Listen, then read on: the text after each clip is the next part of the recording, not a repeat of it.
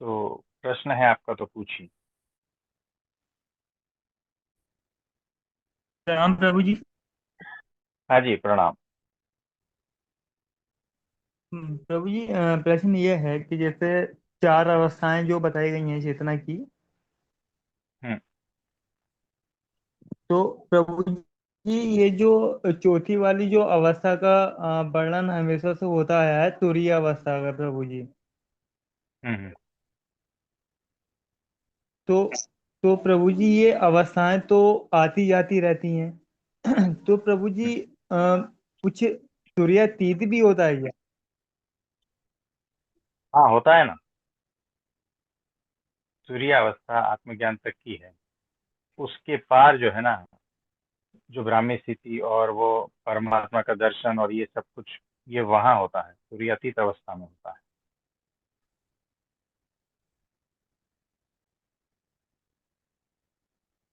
तो प्रभु जी वहां पे जो एक जो बोध बना रहता है, या जो आपने पहले भी बताया था, जैसे कि केवल्य ज्ञान या बुद्धत्व या इस तरीके का जो भी बताया था प्रभु जी, तो वहां पे जो बोध होता है, मैं हूँ का जो भाव रह जाता है प्रभु जी, जो ज्ञान के रूप में प्रकट होता है, तो वहां पे क्या उसका भी अंत हो जाता है प्रभु जी? अपने वो होने सारा का खत्म हो जो जाता बोध है। होता है हाँ। प्रभु जी, होना। हाँ, वो खत्म हो जाता है। अब खुद, मतलब कहोगे क्या, मेरे को क्या कहोगे फिर? वहाँ ऐसा है ही नहीं। खुद को क्या कहोगे, मतलब खुद है ही नहीं तो क्या कहोगे? है ना, मतलब कि वो मैं भाव जो है, तो फिर यानी मैं ही हूँ, या सारा कुछ खत्म हो जाता है।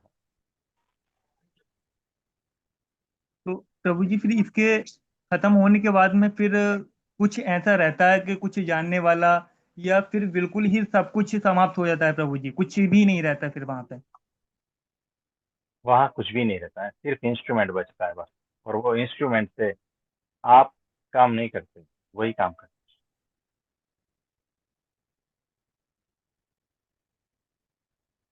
और कुछ? प्रभु जी। तो मेरा सवाल ये था प्रभु जी कि मैं जो अपने तीनों शरीर है उसके बारे में जानना चाहता हूँ। अध्यात्म में ऐसा माना जाता है कि हमारी फिजिकल बॉडी है जो पांच तत्वों से बनी है, फिर एक हम्म। सूक्ष्म शरीर होता है और फिर कारण शरीर होता है। तो हाँ, फिर बाकी के जो शरीर है वो किन तत्वों से बने होते हैं, उस पर कुछ प्रकाश डालिए प्रभु जी। देखो, एनर्जी फॉर्म में रहता है ये सारा कुछ। पंच महाभूत जो तत्व है, उससे ऊपर वो एनर्जी फॉर्म वहां से स्टार्ट होता जी। है ना। तो वो चीज है, पूरी अलग ही है। जी। दूसरा एक क्वेश्चन था मेरा कि कभी कभी ना प्रभु जी, मतलब मेरे को ऐसा एक्सपीरियंस होता है, मतलब 8-10 दिन में कि मतलब मैं शरीर से निकला हूँ, जैसे हवा में उड़ रहा हूँ, ये वो सब। तो ये किस कारण होता है? और कभी कभी ना ये सपने के फॉर्म में होता है, और कभी कभी उसमें अवेयरनेस इतनी होती है कि ऐसे पता चलता है कि खुद निकले हैं। या फिर एक बार मैं ना कुछ चीजें वेरीफाई भी किया था कि मतलब मैंने शरीर से निकलने के बाद मेरे गांव में जब घर में गया तो मैंने वो एक चीज देखी वहां पे, दूसरे दिन मैंने वेरीफाई किया तो वो निकली भी वैसे। तो मुझे समझ में नहीं आया कि एक्चुअल में हम जाते हैं या ऐसा कुछ सपना रहता है, या उस पे कुछ बताइए प्रभु जी। तो ये सपने में हुआ था या जागृत में हुआ था? और सपने में तो बहुत बार ही होता, मतलब 8-10 दिन में मेरे को ऐसा हवा में उड़ने के सपने आते ही है। मगर दो हाँ, बार हाँ। ऐसा हुआ कि मतलब उसमें पक्का मेरे को पता चला कि मैं शरीर से बाहर हूँ, और मेरे हम्म। आज्ञा चक्र से जो त्रिनेत्र बोलते हैं ना, वो जैसे खुला, और हाँ, वहां पे एक मैंने चीज देखी जो वेरीफाई करने पे वो चीज टेरेस पे वो निकली वहां पे। हाँ। तो ऐसी शक्तियां होती हैं, जिसको दूरदर्शन की शक्तियां कहते हैं। बहुत सारी ऐसी अलग अलग प्रकार की होती है, सिद्धियां होती है ना। जी। तो ये होता है, ये नॉर्मल चीज है कि कहीं पर क्या हो रहा है ये पता चल जाता है, चाहे हम जागृत में हो, स्वप्न में हो, या किसी भी अवस्था में हो। तो जी। कहाँ क्या चीज है पता चल जाता है, कौन क्या बात कर रहा है वो भी पता चल जाता है। ये सारी जो है ना, सिद्धियां है। इसमें ज्यादा पढ़ना नहीं, नहीं, मैं इच्छा इसको नहीं सिर्फ करता हूँ प्रभु साक्षी जी। भाव में रहना। हाँ। हाँ, ये होता मैं है तो नॉर्मल है। मैंने कभी इच्छा नहीं की कि मैं निकलूं और वहां पे जाऊं, ये मगर हर 8-10 दिन में ये होता ही होता है, मतलब कि हवा में उड़ ज्यादा सपने के फॉर्म में होता है वो। हाँ, तो इसको वैसा ही छोड़ देना, होता है होने दो, पक्षी हो जाओ। ठीक है। उसके पीछे रहस्य ढूंढना मत जाना, नहीं तो फंस जी। जाओगे। जी। है ना, जो होता है ठीक है, जो दिखता है ठीक है, कोई बात नहीं, हमें अपने रास्ते पे बढ़ना, जी। नहीं तो वहां फंस जाओगे। ऐसा। ठीक है प्रभु जी। प्रभु जी, हाँ जी। आपके सत्संग से हमने आत्म साक्षात्कार और ब्राह्म स्थिति को समझा। तो आज मैं परब्रह्म को समझना चाहता हूँ प्रभु जी, कि इसमें विस्तार से आप बताएं।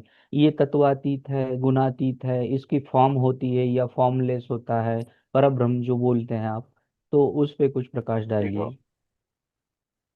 कुछ गुण जो है हम बता देते हैं, जी। बाकी की अनुभूति ग्राम्य स्थिति के बाद में आपको होगी।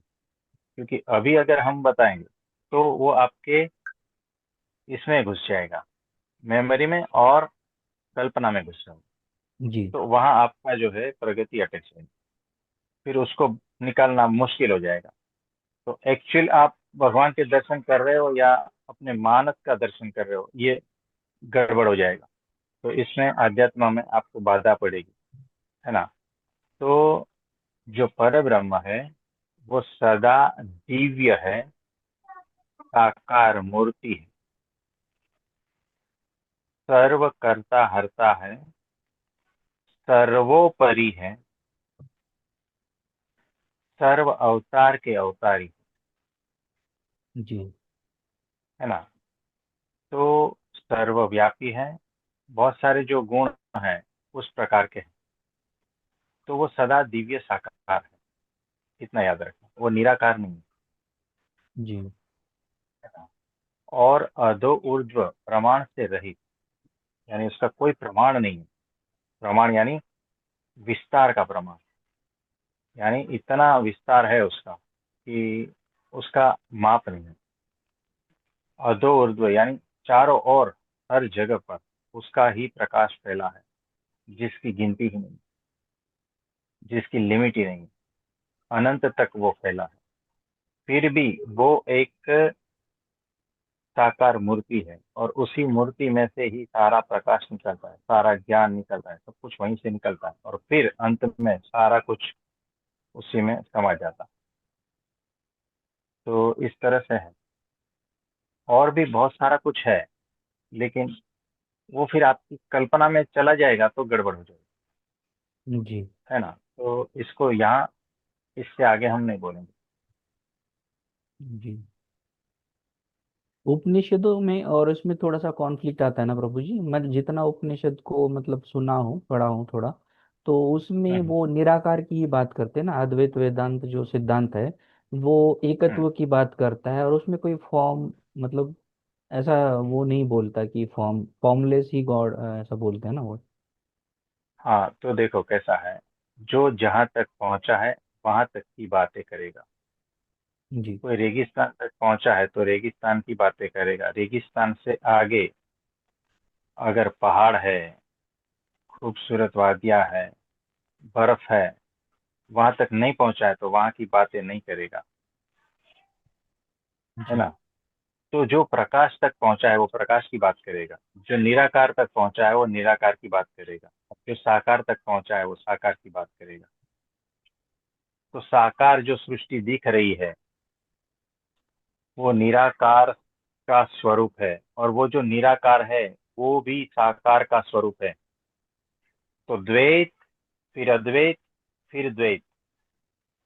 है ना। तो साकार, फिर निराकार, फिर साकार, इस तरह से है। तो जी। माया वाला और माया से पार का, इस तरह से समझो। इतने में बहुत कुछ बता दिया है। जी। तो सभी को मेरा नमस्ते प्रणाम। ठीक है। धन्यवाद प्रभु जी। हाँ जी।